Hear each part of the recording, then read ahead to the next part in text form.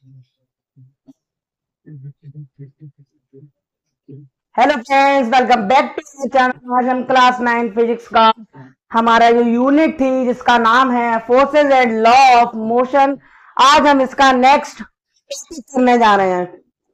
इस previous video में हम लोगों ने सेकेंड लॉ ऑफ मोशन, उससे प्रीवियस वीडियो में इनर्शिया एंड मास, उससे प्रीवियस वाले वीडियो में फर्स्ट लॉ ऑफ मोशन ये कवर करा दिया है हमने। सेकेंड लॉ ऑफ मोशन भी कवर हो चुका है। अगर आप लोगों ने अभी तक हमारे चैनल पे नहीं देखा है तो आप लोग जाकर उसे देख सकते हैं। टॉपिक का नाम हम लोगों ने अपलोड करा है जो चैनल पर वीडियो, उसी में ही लिखा हुआ है, जिससे कि आप लोगों को कोई भी कंफ्यूजन नहीं होगा। इसलिए आप लोग अपनी प्रिपरेशन को और बेटर बना सकते हैं इसी के साथ। आज चलते हैं। आज के टॉपिक का नाम है थर्ड लॉ ऑफ मोशन ना, यानी न्यूटन का जो थर्ड लॉ ऑफ मोशन था वो क्या कहता है उसके बारे में जानते हैं आज। Newton's third law of motion states that for every action there is an equal and opposite reaction। यानी जो न्यूटन का लॉ था वो ये कि न्यूटन मोशन की एवरी एक्शन एक अपोजिट रिएक्शन करती है। यानी हमारे न्यूटन में जब एक्शन कोई काम है वहां पे हमारी उसकी एक बराबर और उसके विपरीत रिएक्शन ख्याल उसके साथ ही चालू हो जाती है। इसके आगे पढ़ लेते हैं। This means force always occur in pair. यानी इसका मतलब ये होता है कि जो आपके फोर्स हैं वो हमेशा आपको पेयर्स में यानी जोड़ में देखने को मिलेंगे। यानी फोर्स हमेशा पेयर में देखने को मिलेंगे। If object A exerts a force on object B, यानी आपका एक ऑब्जेक्ट है A, वो एग्जर्ट कर रहा है, यानी एक आपका ऑब्जेक्ट A है और एक आपका ऑब्जेक्ट B है। जो आपका ऑब्जेक्ट A है वो ऑब्जेक्ट B पे अपना फोर्स लगा रहा है। उसका जो B था वो सिम्यूल्टेनियसली यानी लगातार वो एग्जर्ट करेगा एक फोर्स जिसका मैग्नीट्यूड अपोजिट डायरेक्शन होगा। इक्वल मैग्नीट्यूड होगा और अपोजिट डायरेक्शन होगा। यानी ये किस पे होगा? आपका ऑब्जेक्ट ए पे होगा। अब बात करते हैं इसका कोर कॉन्सेप्ट के बारे में। सबसे पहले जो बात हमने करी थी कि जो हमारा थर्ड लॉ ऑफ मोशन में एक्शन होता है उसका क्या मतलब होता है, इसके बारे में जानते हैं। जो एक्शन होता है, एक्शन हमारा तब होता है जब हमारा एक इनिशियल फोर्स लगा होता है। इनिशियल फोर्स लगने का मतलब है जब ऑब्जेक्ट पे हमारी बॉडी एक इनिशियल फोर्स अप्लाई करती है किसी ऑब्जेक्ट पे, तो इसी को हम लोग बोलते हैं एक्शन। जैसे कि कहीं बैठे हुए हैं, अगर आप लोगों को कहीं जाना है और आपके पास कोई भी चीज है, अगर आपके पास आपकी बाइक है, सपोज करिएगा, अगर आपकी बाइक खड़ी हुई है, अगर आप लोग उसको अपने घर से बाहर निकालेंगे तो आपको अपनी बाइक स्टैंड से हटाकर अपने घर से बाहर निकालनी होगी, जिससे कि आपकी गाड़ी में आप लोग क्या लगा रहे हैं, इनिशियल फोर्स लगा रहे हैं। ऐसे ही जब भी आपकी गाड़ी अचानक से चलते चलते रुक जाती है तो आप उसमें क्या करते हैं, इनिशियल फोर्स लगाते हैं, जिससे कि गाड़ी आपकी स्टार्ट हो जाती है। ऐसा जनरली कब देखने को मिलता है, जब आपकी गाड़ी पुरानी हो जाए। नई कार्स में ऐसा नहीं देखने को मिलता है। अब बात करी जाए रिएक्शन में क्या होता है, तो ये लगातार इक्वल फोर्स देती है, बैक करती है चीज को। यानी ये क्या कर रही है, एक दोबारा से उसके लिए फोर्स लगा रही है उसके अपोज में। यानी जब हम किसी चीज को धक्का लगाते हैं तो उसके अपोज में वहां से इक्वल जब फोर्स आ रहा होता है तो उसी को हम लोग बोलते हैं रिएक्शन। जैसे कि मैंने यहाँ पे बताया था आपको कि जो आपकी रिएक्शन होती है वो हमेशा इक्वल और अपोजिट रिएक्शन करती है, यानी बराबर और उसके विपरीत एक फोर्स लगाती है, जिससे कि आपकी रिएक्शन वहां पे अप्लाई हो जाती है। अब बात करेंगे सिम्यूल्टेनियस का मतलब क्या है। Both forces happen at the exact same time, यानी जब आपके फोर्सेस हमेशा एक सेम टाइम की स्पीड पे तो आपका वहां पे कौन सा आ जाएगा, सिम्यूल्टेनियस। अब बात करें हमारे डिफरेंट ऑब्जेक्ट है तो क्या होगा? तो जो डिफरेंट ऑब्जेक्ट आपके पास होंगे तो उसमें आपके पास आपको क्या देखने को मिलेगा? जो आपका एक्शन है और आपका रिएक्शन है, तो उसमें कभी भी आपका फोर्स एक सेम पॉइंट पे लाई नहीं हो सकता है। यानी आप इसको इस तरीके से समझिएगा कि यानी आपके पास कोई सब्जेक्ट है, आप उसमें एक्शन और रिएक्शन करा रहे हैं, उसमें जब आपने एक्शन और रिएक्शन कराई तो आप उसमें एक फोर्स लगा रहे हैं।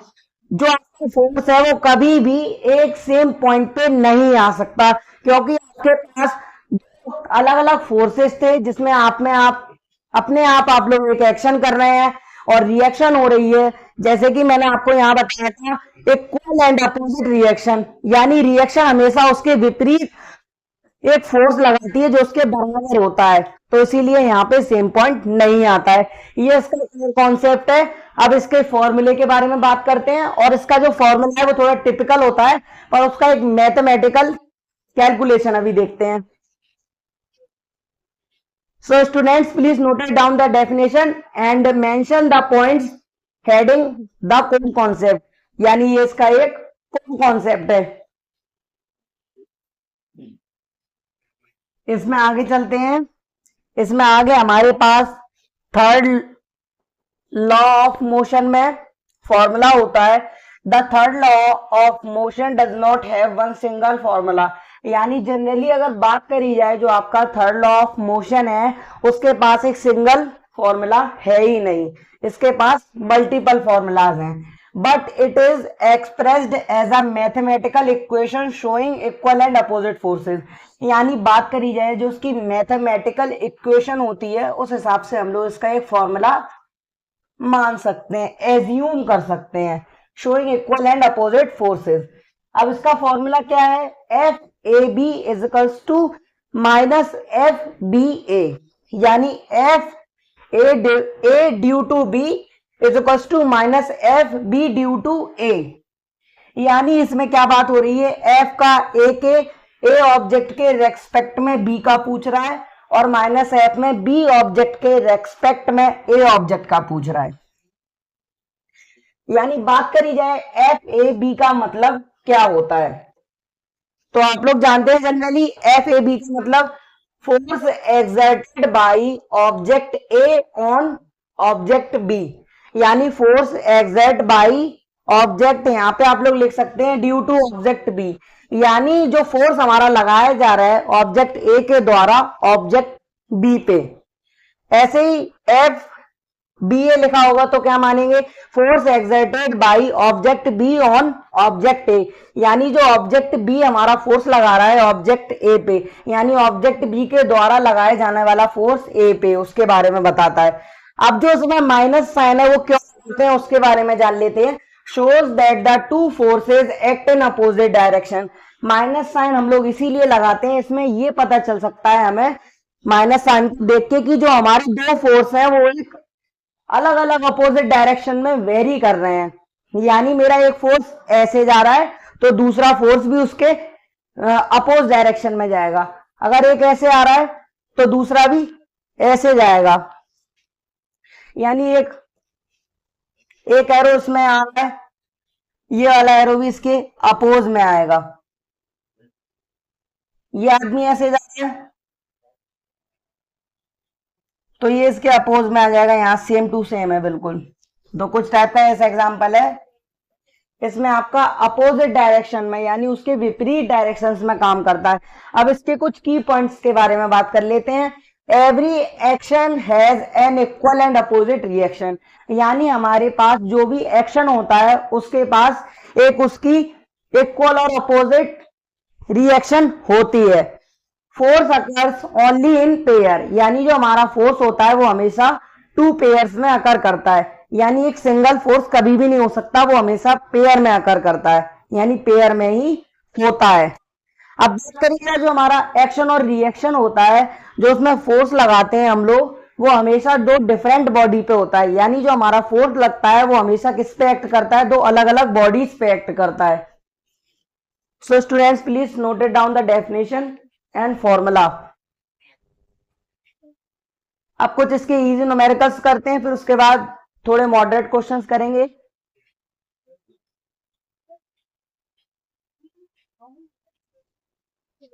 एक हमारे पास न्यूमेरिकल है जिसमें आपके पास कहा जा रहा है जो आपकी बुलेट थी वो 0.02 ग्राम की थी, 0.02 केजी की थी। जो फायर करी जा रही है आपकी एक गन से उसका मास है 4 केजी। स्पीड है आपकी 100 मीटर पर second. Find the backward speed recoil velocity of the gun. यानी आपको उसकी बैकवर्ड रिकॉइल वेलोसिटी निकालनी है गन की, वो कितनी होगी। तो आपको क्या करना है, आपको करना है मल्टीप्लाई बुलेट,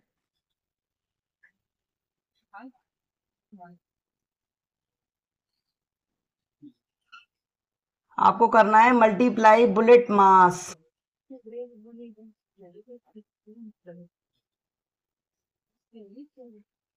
यानी आपको क्या करना है, multiply bullet mass.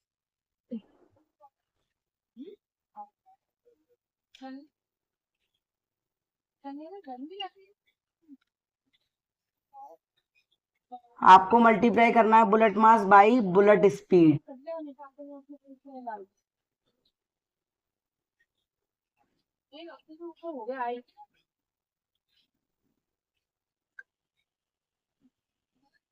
To find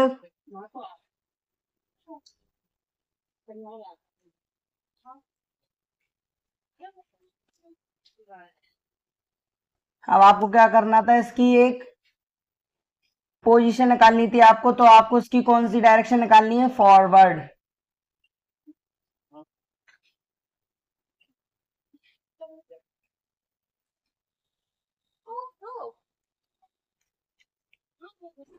अब आपको क्या करना है, यहाँ पे बुलेट,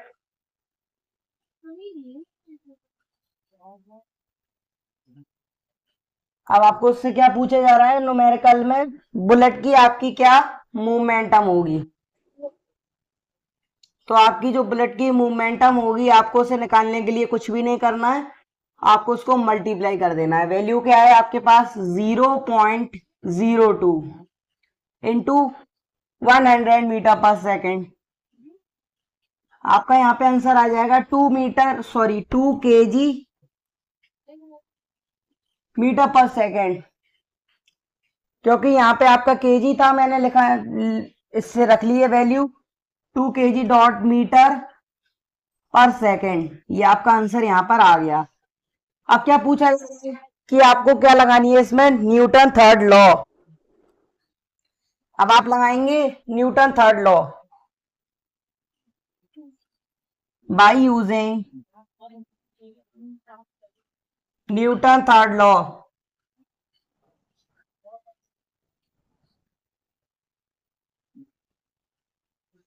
अब आपको क्या लगाना है इसमें, न्यूटन का थर्ड लॉ लगाना है, जिसका फॉर्मूला मैंने अभी आपको बताया था। जो आपका गन का मूवमेंट था वो आपके पास कितना निकल के आ रहा है, 2 केजी मीटर पर सेकेंड। तो आप लोग यहाँ क्या करेंगे, आप लोग यहाँ सिंपली लिख लेंगे, यहाँ पे मैंने यहाँ लिख लिया सिंपली गन मोमेंटम, मूवमेंटम। अब बात करेंगे इसमें जो था आंसर में वही लिख ले रहे हैं सेम टू सेम। अब बात करते हैं इसमें और क्या पूछ रहा है। अब इसमें ये पूछ रहा है कि जो आपकी गन की क्या मतलब वो निकल के आएगी इसकी वेलोसिटी। तो अब आप क्या करेंगे,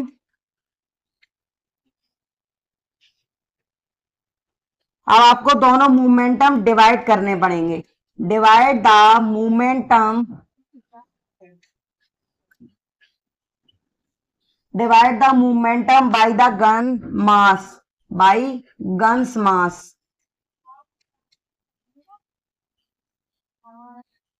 बाय गन्स मास यानी आपको क्या लगाना है, गन का मास लगाना है टू फाइंड इट्स स्पीड। अब आप इसमें क्या फॉर्मूला लगाएंगे वो देख लेते हैं। अब आपको इसमें डिवाइड लगाना है, करना है। जो आपकी गन की स्पीड थी वो क्या है, गन स्पीड 2 यहाँ पे दी है, 2 यहां पर दिए 2। क्वेश्चन आपने करिएगा से, आप बोला top 0.02 is fired from a gun of mass 4 kg, यहां पे 4 रख लेंगे। फिर आपको क्या करना है, इसका डिवाइड कर देना है, तो आपका आंसर कुछ आएगा 0.5। अब वैल्यू लगा देंगे, इसमें आपकी वैल्यू आनी है, आपके पास वैल्यू यहाँ किस में पूछी जा रही थी, मीटर पर सेकंड में, तो आप लोग यहाँ पर क्या लगा देंगे, मीटर पर सेकंड। तो यानी सिंपली आपकी यहाँ पर गन स्पीड निकालने के लिए आपको कुछ भी नहीं करना है, इसका माइनस साइन लगा देना है फॉर्मूले के हिसाब से, जैसा कि मैंने आपको बताया था कि माइनस साइन लगाना इंपॉर्टेंट होता है। तो ये हमारे यहाँ पर एक फाइनल आंसर निकल आया।